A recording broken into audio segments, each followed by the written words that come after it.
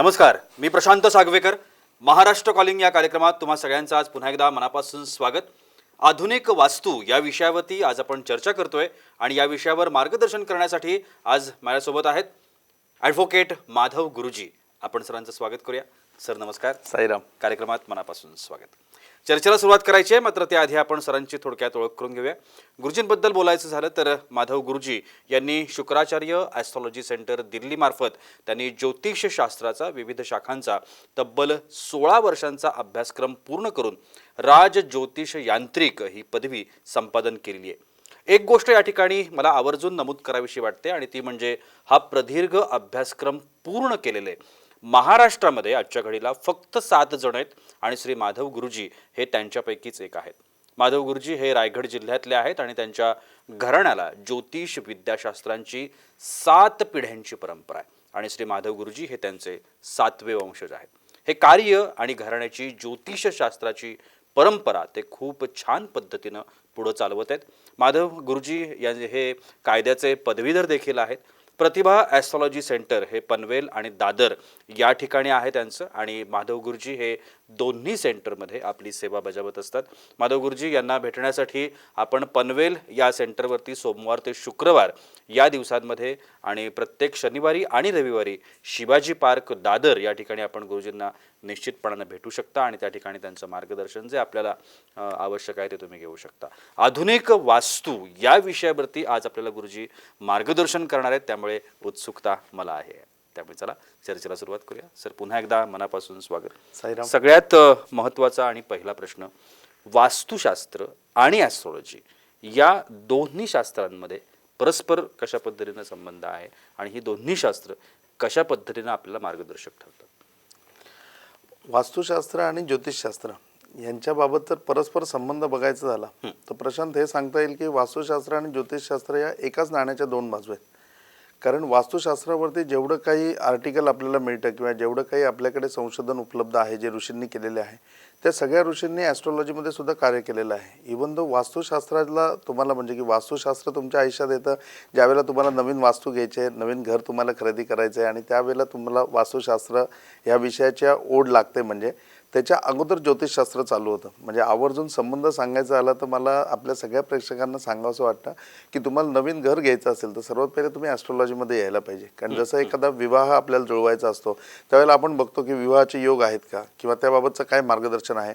Exactly तेवढं सगळं मार्गदर्शन ॲस्ट्रॉलॉजीमध्ये वास्तूच्या बाबतीमध्ये आहे. म्हणजे एखाद्या माणसाला नवीन वास्तू घ्यायची असेल तर त्याला ते घेण्याचे योग आहेत की नाही, त्याला ते कुठल्या दिशेला मिळेल, त्याच्या जवळपास एखादा लँडमार्क म्हणजे ओपन ग्राउंड असेल का, स्कूल असेल का, गव्हर्नमेंट बिल्डिंग असेल का, इतकं डीपमध्ये त्याच्यामध्ये पूर्णपणे नॉलेज अवेलेबल आहे. म्हणजे तुम्ही एखाद्या ठिकाणी वास्तू घेत असताना जर पहिले ॲस्ट्रॉलॉजीमध्ये आले तर ॲस्ट्रॉलॉजर तुम्हाला एक्सप्लेन करू शकतात की तुम्ही कुठल्या दिशेला तुम्हाला वास्तू मिळेल, तुम्हाला कुठली वास्तू शुभ आहे, कुठल्या आकडे म्हणजे की त्या घराचा नंबर किती असावा, कुठला तुम्हाला सूट होणारा आहे, ग्राउंड फ्लोअर चालणार आहे का फर्स्ट फ्लोअर किंवा अबो फर्स्ट फ्लोअर चालणार आहे, याबाबतचं यथार्थ मार्गदर्शन तुम्हाला ॲस्ट्रॉलॉजीमध्ये मिळू शकतं. इवन दो लँडमार्क तुम्हाला मिळू शकतो की तुमच्या घराच्या जवळ असं आहे की मेन बाल्कनीमध्ये किंवा मेन विंडोमध्ये तुम्ही गेलात तर तुम्हाला मोठ्या स्वरूपामध्ये पाणी दिसेल किंवा मोठ्या स्वरूपामध्ये एखादं ग्राउंड ओपन स्पेस दिसेल, ती ठिकाणची वास्तू तुम्हाला लाभदायक आहे. एवढं मार्गदर्शन ॲस्ट्रॉलॉजीमध्ये वास्तूच्या बाबतीमधलं परिपूर्णता पद्धतीने आहे.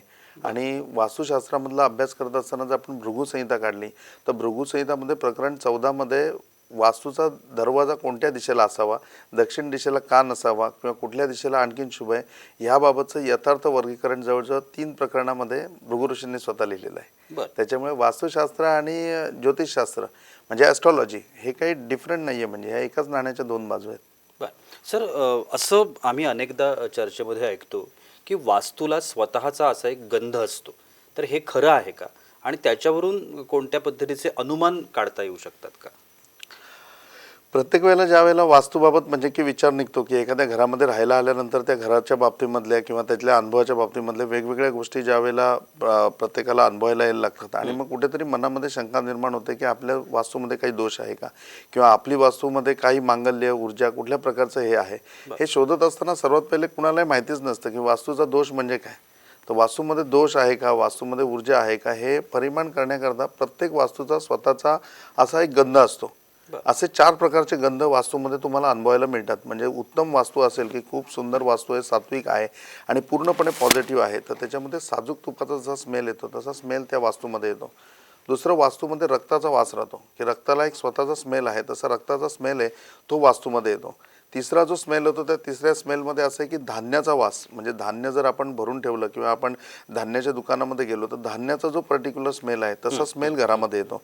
आणि चौथा स्मेल येतो तो उकिरड्यावर जसा आपल्याला वास येतो किंवा एखादी वस्तू जळल्यानंतर वास येतो किंवा अंमली पदार्थांचा जसा वास येतो, हा 4 प्रकारचा स्मेल हा त्या त्या घटकानुसार प्रत्येक वास्तूमध्ये असतो. वास्तूमध्ये आज सुद्धा जे प्रेक्षक हा कार्यक्रम बघतात त्यांनी आवर्जून आपण हे माहिती करून घेतलं पाहिजे की आपल्या वास्तूचा स्मेल कुठला आहे, आपल्या वास्तूमध्ये कुठल्या प्रकारचा स्मेल येतो. आणि या 4 मधला स्मेल तुम्हाला 100% वास्तूमध्ये येईल. ह्या स्मेलवरनंच हे आयडेंटिफाय केलं जातं की ही वास्तू पॉझिटिव्ह आहे का, ही वास्तू निगेटिव्ह आहे, ह्याच्यामध्ये काही दोष आहे का, ह्याच्यामध्ये काही दोष नाही आहे का. इव्हन तो स्मेल ज्या ठिकाणून येत असेल त्या ठिकाणावर तुम्ही पोहोचले की त्या जागेमधली पॉझिटिव्हिटी किंवा त्या जागेमधली निगेटिव्हिटी या दोन्ही गोष्टींचा तुम्हाला म्हणजे की पूर्णपणे यथार्थ मार्गदर्शन त्याच्यामध्ये होऊ शकतं आणि हे कोणीही घेऊ शकतं. याचं उदाहरण द्यायचं झालं तर आता म्हणजे की नवीन याच्यामध्ये ह्या 2-3 महिन्याच्या प्रॅक्टिसमध्येच हा घडलेला प्रसंग आहे की एक जज मॅडम आहेत, त्यांची इकडे बदली झाली आणि बदली झाल्यावर नॉर्मली जज आहेत म्हणल्यावर त्यांना गव्हर्नमेंट सूट वगैरे सगळे अलॉट झालं. त्यांना स्वतःलाही वास्तुशास्त्रामधली चांगली माहिती आहे, म्हणजे ते अभ्यासू आहेत आणि त्यांच्याकडे चांगल्यापैकी त्याच्यातलं नॉलेज पण आहे. तर ते वास्तूमध्ये आल्यानंतर त्यांना इतकं असं म्हणजे घुसमटल्यासारखं व्हायला लागलं, काय होतं तेही कळत नाही, झोप लागत नाही आणि वास्तूच्या हिशोबाने त्यांनी सगळ्या दिशा बघितल्या परंतु त्यांना काही त्याच्यामध्ये आयडेंटिफाय नाही झालं की याच्यामध्ये काही दोष वाटतोय म्हणून. आणि दोष जरी असेल तरी काय करू शकतो, गव्हर्नमेंट वास्तूमध्ये तुम्ही थोडंच काय तोडफोड किंवा चेंजेस करू शकतात. मग त्यांनी थोडी इन्क्वायरी केली आणि बोर्ड काउन्सिलचे अध्यक्ष त्यांना सांगितलं की असं असं मला थोडं वास्तूबाबत काही चर्चा करायची आहे, तर कोणी मार्गदर्शन करणारं चांगलं असेल तर त्यांना रिकमेंड करा. आणि मग त्याप्रमाणे माझी आणि त्यांची भेट झाली. मग ती वास्तू आम्ही बघितली आणि वास्तू बघितल्यानंतर मी म्हटलं की मॅडम तुम्हाला या वास्तूमध्ये कुठला स्मेल येतोय तो बघा तुम्ही. त्यावेळेला ते पहिल्यांदा म्हणलं की मी एवढा अभ्यास केला पण मला हे माहिती नव्हतं की वास्तूला कुठला गंध असतो म्हणजे. आणि मग त्यांनी त्यावेळेला तो त्यांना आला नाही निश्चितपणे. मग मी त्यांना सांगितलं की बघा ही दिशा उत्तर दिशा आहे आणि उत्तर दिशेला हा स्मेल येतोय म्हणून, आणि हा स्मेल येतोय तर इथे हा प्रॉब्लेम आहे. मग तो प्रॉब्लेम त्यांनी बघितला. मग त्याच्यावरती इमिजिएट तो म्हणजे की सर्व्हायव्हर केला. एका आठवड्यामध्ये त्या पूर्णपणे फ्रेश झाल्या.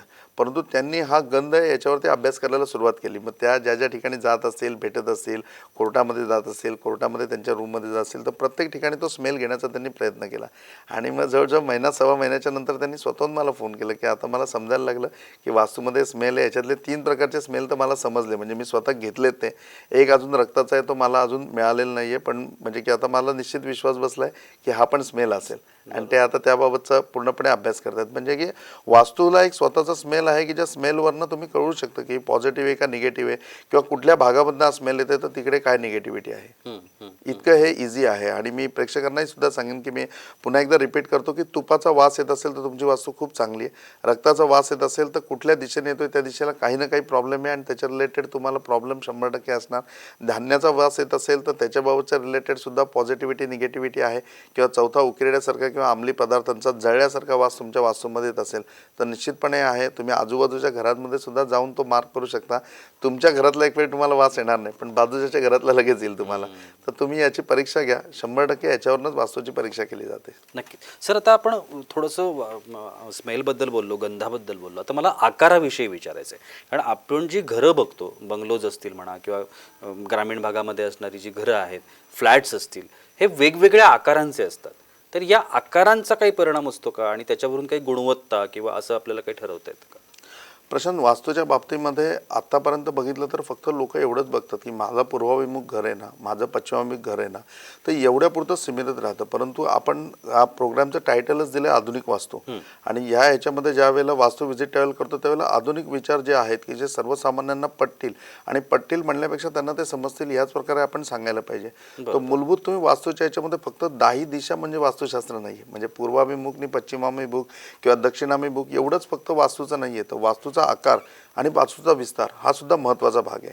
याच्यामध्ये मला आवर्जून आपल्या प्रेक्षकांना सांगावंसं वाटतं की वास्तूमध्ये एकूण 14 प्रकारचे आकार आहेत. 14 प्रकारच्या आकारांच्या वास्तू असतात. ज्या आकारांच्या वास्तूवरती सुद्धा पूर्णपणे वास्तुशास्त्र म्हणण्यापेक्षा तुम्हाला ती वास्तू लाभणं, त्याची पॉझिटिव्हिटी निगेटिव्हिटी या सगळ्या गोष्टी डिपेंड असतात. आता वास्तूचा आकार लक्षात घेतल्याच्या नंतर तुम्हाला नॉर्मली आकाराच्या याच्यामध्ये 3च प्रकार आपल्याला माहिती आहेत. कारण 3च आकृती आपण शिकून आलो, त्रिकोण, चौकोन आणि वर्तुळ.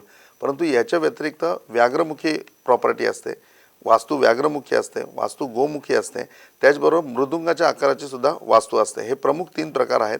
असे एकूण 14 प्रकाराचे वास्तू आपल्याला बघायला मिळते. आणि निश्चितप्रमाणे त्याचबरोबर आकार जेवढा महत्त्वाचा आहे तेवढाच वास्तूचा विस्तार सुद्धा महत्त्वाचा आहे. म्हणजे उत्तराभिमुख घर आहे म्हणून आपण आनंदाने घेतलं, पण विस्तार सगळ्या दक्षिणेकडे आला ना, तर कुठल्या दिशेला वास्तूचा विस्तार होतो हा भाग सुद्धा खूप इम्पॉर्टंट आहे. आणि यावेळेला ज्यावेळेला आपण ह्या प्रश्नाचा विचार करू की वास्तूचा आकार, त्यावेळेला वास्तूमध्ये पहिलं डिवायडेशन आपल्या लक्षात येईल की 2 प्रकारच्या वास्तू आहेत. एक रेसिडेन्शियल वास्तू आहे, म्हणजे एखादी वास्तू तुम्हाला राहण्याकरता वापरायची आहे, आणि दुसरी कमर्शियल म्हणजे प्रोफेशनल वास्तू आहे, जिथे तुम्हाला काही व्यवसाय उद्योग करायचा आहे, ऑफिस काढायचं आहे तुम्हाला, किंवा तुम्हाला दवाखाना काढायचा आहे, किंवा हॉस्पिटल काढायचं आहे, किंवा काही व्यवसाय उद्योग व्यापार तुम्हाला त्या ठिकाणी करायचा आहे. मग ती वास्तू पूर्णपणे वेगळी आली आणि राहण्याची वास्तू पूर्णपणे वेगळी आली. आता या शेपमध्ये बघितलं तर व्याघ्रमुखी जे आहे की ज्याच्यामध्ये तोंड खूप मोठं असतं, म्हणजे एंट्रन्स खूप मोठा आहे आणि पाठीमागे वास्तू खूप लहान आहे, तर ती व्याघ्रमुखी होते. म्हणजे जर आपलं सूप बघितलं आपण, जे धान्य पाकडतो ते सूप, की त्याचा पुढचा जो पोर्शन आहे म्हणजे त्याचं तोंड जे आहे ते खूप मोठा असतो विस्तार, आणि पाठीमागे तुम्ही बघितलं तर तो कमी कमी होत जातो. तर सुपाच्या आकाराची जी वास्तू आहे त्याला व्याघ्रमुखी प्रॉपर्टी बोलतात. ही व्याघ्रमुखी प्रॉपर्टी व्यवसायाकरता खूप चांगली, पण घराकरता हिचा काही उपयोग नाही.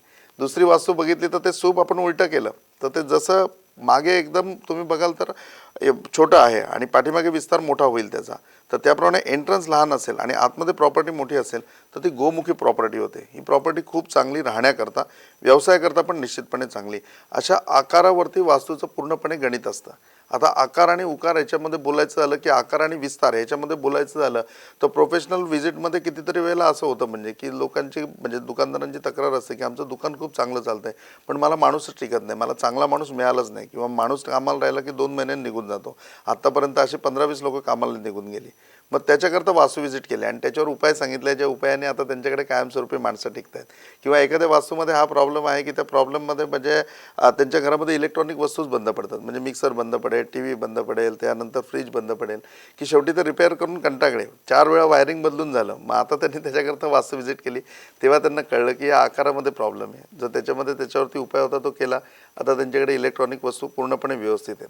याच्याबरोबर हे जे गोमुखी, व्याघ्रमुखी वगैरे हे तर सगळे प्रकार हे मूलभूत वास्तूचे झाले, परंतु वास्तू बनवत असताना, वास्तूची रचना होत असताना जो शेप बनतो तो सुद्धा तितकाच इम्पॉर्टंट आहे. आपल्या सगळ्यांना माहिती की नवी मुंबई प्रॉपर्टीमध्ये आपण सगळीकडे वावरत असताना याच्यामध्ये एक मोठं हॉस्पिटल आहे. मी नाव हॉस्पिटलचं सांगत नाही, परंतु त्या हॉस्पिटलमध्ये बघितलं तर येणाऱ्या पेशंटची संख्यासुद्धा अमर्याद आहे, परंतु रिकवर होणाऱ्या पेशंटचा रेशो जर काढला तर 10% पण नाही आहे. 90% डेड बॉडीज तिकडनं जातात, 10% लोक त्या हॉस्पिटलमधून दुसऱ्या हॉस्पिटलला गेले म्हणून कदाचित जिवंत असतील, अशा प्रकारचं आहे. मग त्या ठिकाणी वास्तुदोष आहे. मग तो वास्तुदोष काय आहे, तर बिल्डिंग पूर्णपणे तुम्ही बघाल हॉस्पिटलची तर ती इंग्लिश सी शेपमध्ये.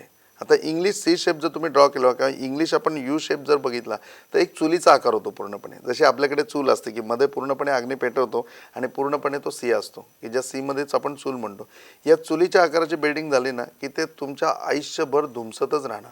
तिथे तुम्हाला कुठल्याही प्रकारचा सक्सेसचा सोडा, जी घुसमट म्हणतो ना आपण, किंवा जे म्हणतो ना आपण की कसं तरी होतंय, तसं कसं तरी होणारं, घुसमट होणारे सगळे गुण तुम्हाला प्रॉपर्टीमध्ये दिसू लागतात.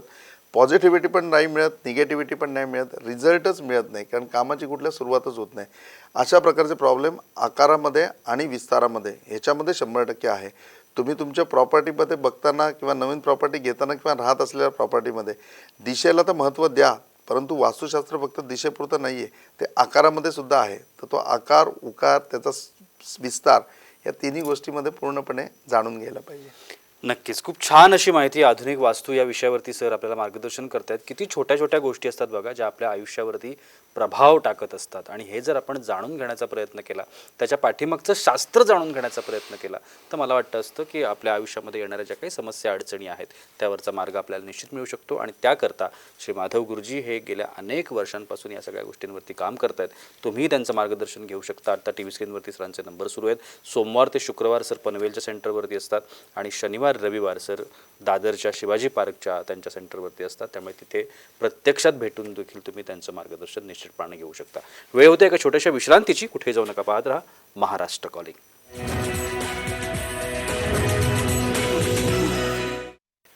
विश्रांतीनंतर महाराष्ट्र कॉलिंगमध्ये तुम्हा सगळ्यांचं पुन्हा एकदा मनापासून स्वागत. आधुनिक वास्तू या विषयावरती आपण चर्चा करतोय आणि ॲडव्होकेट माधव गुरुजी आपल्याला मार्गदर्शन करतात. सर, जसं आत्ता आपण या सगळ्या गोष्टी पाहिल्या, या सगळ्याचा मानवी जीवनावरती काय परिणाम होतो जर असं म्हटलं तर काय सांगता येईल? वास्तू हा मानवी जीवनामधला अविभाज्य घटक आहे. म्हणजे आपण सुरुवातीपासूनच शिकलोय किंवा आपल्याला अंगवळणी पडलंय की अन्न वस्त्र निवारा या प्रामुख्याने 3 गरजा आहेत की आपल्याला अन्न वस्त्र निवारा या तिन्ही गरजा आपल्या आयुष्यामध्ये मूलभूत आहेत. तर जसं आपण चांगलं अन्न खाल्लं तर आपली प्रकृती चांगली राहते, आपण चांगल्या प्रकारचे कपडे वस्त्र परिधान केले तर त्याच्यामुळे आपलं व्यक्तिमत्व उठावदार होतं, आपल्याला चांगला रिस्पेक्ट मिळतो.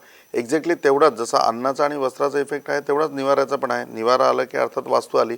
तर वास्तूमध्ये मॅक्झिमम टाईम तुम्ही तुमच्या आयुष्यामधला काढता किंवा तिथे राहता त्याचे संस्कार निश्चितपणे तुमच्यावरती असतात ना. तुमच्या व्यक्तिमत्वामध्ये तो पॉझिटिव्हनेस, त्या व्यक्तिमत्वामधला तो रुबाबदारपणा, त्या व्यक्तिमत्वामधली महत्त्वाकांक्षा या सगळ्या गोष्टी वास्तूच इफेक्ट करतात.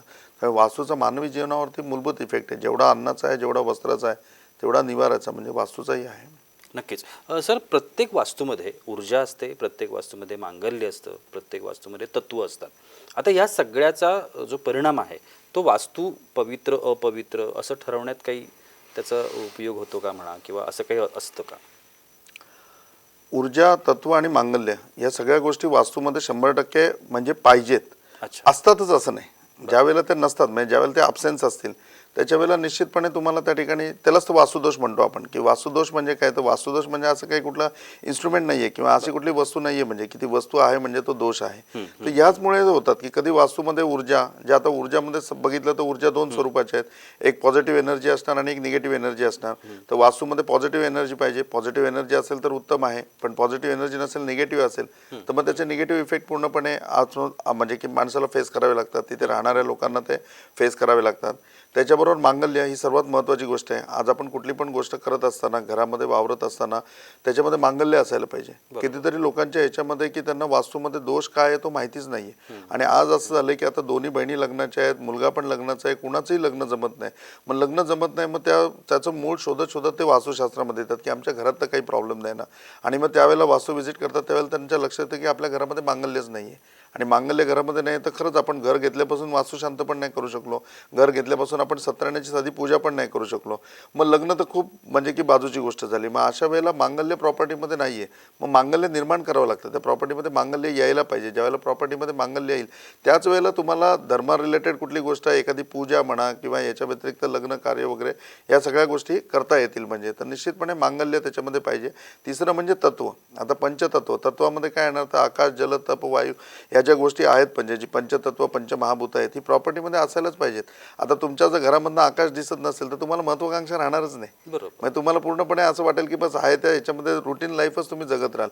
कुठलंही नाविन्य किंवा कुठलंही महत्त्वाकांक्षा तुमच्या आयुष्यात निर्माण होणार नाही, का तर आकाश तत्वच मिळत नाही. आता वास्तूमध्ये एखाद्या वास्तूमध्ये मांगल्य नाही आहे तर मांगल्य नाही आहे तर जसं मी सांगितलं की लग्नाचं आहे किंवा दुसरं काही शुभ कार्य आहे त्या ठिकाणी घडत नाही. तिसरं जे आहे की ऊर्जा जर पॉझिटिव्ह निगेटिव्ह असेल तर जसं 2 जनरेशन घरामध्ये निश्चितपणे राहत असतात, काही घरामध्ये 3 जनरेशन राहत असतात. म्हणजे आजोबा आहेत, वडील आहेत, मुलगा आहे. तर नॉर्मली आपण 2 जनरेशन जरी बघितलं की वडील आणि मुलगा तर त्यांच्या नात्यामध्ये सुद्धा एकरूपता नाही भेटत. म्हणजे की घरामध्ये वडिलांनी पाऊल टाकल्यानंतर दुसऱ्या क्षणाला मुलाचा आणि त्यांचा वाद होतो. मग त्याच्यावरती पण वास्तूमधला हा दोष धरावा लागतो आणि वास्तूमध्येच हा दोष असतो. कारण त्या दोघांचं बाहेर चांगलं पटतं पण घरामध्ये आल्याच्या नंतर त्या दोघांचे विवाद होतात. 100% ऊर्जेचा प्रॉब्लेम आहे. जर ऊर्जेचा प्रॉब्लेम असेल तर 2 जनरेशनमध्ये 100% गॅप येणारच. मग ती वडील आणि मुलगामध्ये येऊ शकते, सून आणि सासूमध्ये येऊ शकते. जिथे जिथे 2 जनरेशन येणार त्या ठिकाणी तो प्रॉब्लेम येणार.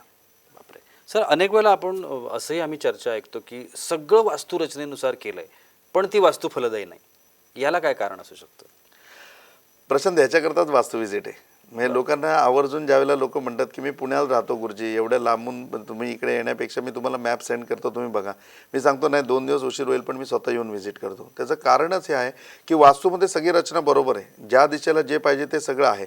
पण याच्या व्यतिरिक्त सुद्धा वास्तूमध्ये दुसरा एक टॉपिक येतो, तो म्हणजे side effect of the property. म्हणजे तुमच्या प्रॉपर्टीच्या आजूबाजूला काय, ज्या गोष्टी आजूबाजूला आहेत त्या सुद्धा निश्चितपणे इफेक्ट देऊ शकतात. जसं तुमच्या घराच्या समोरच कब्रस्तान असेल, स्मशान असेल, तुमच्या प्रॉपर्टीवरती इफेक्ट होणार. तुमच्या बिल्डिंगच्या किंवा तुमच्या घराच्या बाजूने एखादा मोठा नाला वाहतोय, 100% तुमच्या प्रॉपर्टीमध्ये सगळं बरोबर असून सुद्धा त्याच्यामध्ये इफेक्ट होणार. तुमच्या घराचा एंट्रन्स आहे त्याच्या समोरच बरोबर इलेक्ट्रिकचा पोल आहे, तुमच्या घरामध्ये प्रॉब्लेम 100% राहणार. समोर रोड क्रॉस करून गेल्यानंतर समोर कोर्ट आहे, तुमच्या घरामध्ये निगेटिव्ह एनर्जी 100% राहणार. मग वास्तुशास्त्राच्या हिशोबाने तुमचं सगळं बरोबर आहे, तुमची रचना ॲब्सोल्युटली करेक्ट आहे किंवा तुमची रंगसंगती वगैरे सगळं चांगलं आहे, सगळं बरोबर आहे, सगळं वास्तूला धरून आहे, पण वास्तू फलदायी होत नाही. आणि 100% हे सांगितलं जातं की तुमच्या वास्तूमध्ये दोष आहे. मग माणूस म्हणतो वास्तूच्या हिशोबाने सगळं बरोबर आहे, मग दोष काय? पण साईड इफेक्ट ऑफ प्रॉपर्टी, तुमच्या आजूबाजूच्या घटकांचा सुद्धा तुमच्या प्रॉपर्टीवरती इफेक्ट होत असतो, तुमच्या वास्तूवरती इफेक्ट होत असतो. त्यावेळेला आजूबाजूची प्रॉपर्टीसुद्धा खूप इम्पॉर्टंट आहे. म्हणून कधीही कुणाकडनंही वास्तूचं मार्गदर्शन घेताना मॅप शेअर करण्यापेक्षा, मॅप दाखवण्यापेक्षा त्यांना स्वतःला बोलवा आणि त्यांना बघायला सांगा. किंवा तुम्ही स्वतः अभ्यासक असेल तर तुम्ही स्वतः अभ्यास करताना पण साईड इफेक्ट ऑफ प्रॉपर्टी, आपल्या घराच्या बाजूला काय काय आहे याचा सायमल्टेनियस विचार करा. 100% तुम्हाला क्ल्यू त्याच्यामध्ये मिळेल आणि त्याच्यावरती उपाययोजना जर व्यवस्थित केलीत, तुमचे संपूर्ण दुःख आनंदामध्ये परिवर्तित होतील. नक्कीच शेवटच्या मिनिटामध्ये आपण आहोत. मला जाता जाता एकच प्रश्न विचारायचा आहे की आपण सगळ्या समस्यांवरती चर्चा केली, पण आता हीच वास्तू जर मला फलदायी करायची आहे, मंगलमय करायची आहे, उत्कर्ष साधणारी करायची आहे, तर काय करणं अपेक्षित आहे? सर्वात महत्त्वाचं म्हणजे ना की आपल्या प्रेक्षकांना मी सांगेन की तुम्ही स्वतः अभ्यासक बना. वास्तुशास्त्र हा खूप सोपा विषय आहे, समजून घेण्यासारखा विषय आहे आणि हा सायंटिफिक आहे. म्हणजे की तुम्ही सायंटिफिक याचा स्टडी करू शकता. तर स्वतः तुम्ही अभ्यासक बना. दुसरी गोष्ट म्हणजे की तुम्ही नक्की वास्तूच्या बाबतीत मार्गदर्शन घ्या, ती घेताना सुद्धा आणि ती तपासून सुद्धा. कारण तुमच्या आयुष्यामधला सर्वात जास्त पैसा जर तुम्ही कशामध्ये खर्च करता तर वास्तूमध्ये खर्च करता. तुमच्या आयुष्यामधला मूलभूत भाग म्हणजे की एक 15 वर्ष, 20 वर्ष, 25 वर्ष किंवा पूर्ण हयात तुम्ही त्या वास्तूमध्ये काढणार आहात. म्हणजे मग ती वास्तू घेताना तुम्ही किती प्रिकॉशन घ्यायला पाहिजे. बाजारामध्ये जाऊन तुम्ही भाजी विकत घेताना जर एवढी काळजी घेता तर तुमचं जिथे आयुष्य तुम्ही घालवणार आहात किंवा जिथे तुम्ही सर्वोच्च पैसा खर्च करणार आहात, सर्वात हायेस्ट एक्सपेन्सेस करणार आहात, ती वास्तू किती व्यवस्थित असायला पाहिजे. तर सर्वात पहिले मी तुम्हाला सांगितलं तुम्ही वास्तूच्या बाबतीत पूर्णपणे मार्गदर्शन घ्या. वास्तूच्या बाबत जे पण आहे ते व्हिजिट करून त्याचं पूर्णपणे मार्गदर्शन करून मग त्याच्यापासून जे मार्गदर्शन मिळेल त्याप्रमाणे मांगल्य घरामध्ये आणा. आणि मंगलमय वास्तू राहणं खूप इम्पॉर्टंट आहे. एक छोटासा तुम्हाला क्ल्यू किंवा किल्ली या ठिकाणी देतो की आता पौर्णिमा येते, 15 तारखेला पौर्णिमा आहे. त्यादिवशी चांदीची छोटी डबी घ्या, त्याच्यामध्ये अक्षता म्हणजे तांदूळाला हळद कुंकू लावलेले शाबूत तांदूळ, त्या अक्षता त्याच्यामध्ये मध टाका आणि ही चांदीची डबी लाल पिशवीमध्ये तुमच्या फक्त किचनमध्ये ठेवा. मग तुमच्या घरामध्ये मांगल्य येईल आणि बघा तुमच्या घरामध्ये काय चमत्कार घडतो. जर एवढंसा उपाय तुमचं आयुष्य आनंदी करू शकतात तर अख्खी वास्तू बघितल्यानंतर किंवा अगदी वास्तूचं परीक्षण केल्यानंतर तुमच्या आयुष्यामध्ये किती आनंद येऊ शकतो. म्हणून मी या म्हणजे कार्यक्रमाच्या माध्यमातून तुम्हाला पूर्णपणे आवाहन करतो की तुम्ही वास्तूच्या बाबतीत पूर्णपणे मार्गदर्शन घ्या. वास्तूच्या बाबतीमध्ये मार्गदर्शन घेऊन तुमचं आयुष्य हे आनंदी करा. कारण वास्तू ही कायम तथास्तु म्हणत असते. नक्कीच खूप छान असं मार्गदर्शन सरांनी केलेलं आहे. अजूनही काही शंका राहिल्या असतील तर सरांचे सगळे नंबर्स आत्ता TV स्क्रीनवरती आहेत, तुम्ही त्यांचं कधीही मार्गदर्शन घेऊ शकता. सर, तुम्ही आजच्या कार्यक्रमात आलात आणि एवढी छान माहिती आमच्या प्रेक्षकांना दिलीत त्यासाठी अगदी मनापासून आभार. साईनाथ आप सबकी भली करे, गुरु गोरक्षनाथ आप सबकी भली करे, श्री गुरु निरंजननाथ विजय तेतराम आदेश. नक्कीच. आणि याबरोबरच वेळ होते इथेच थांबण्याची. कुठेही जाऊ नका, पाहत रहा साम TV.